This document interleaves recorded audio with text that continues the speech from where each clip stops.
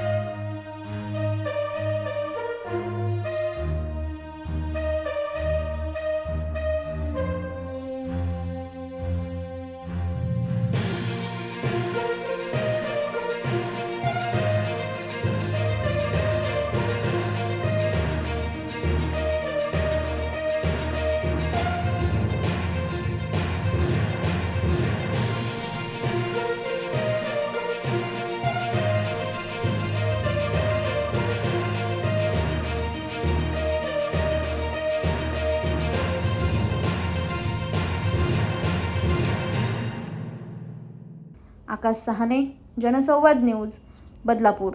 जनसंवाद न्यूज, सत्य आणि विश्वासाची बातमी। आजच सबस्क्राइब करून बेल आयकॉनला क्लिक करा आणि पहा ताज्या घडामोडींचा अचूक अंदाज आपल्या मोबाईलवर।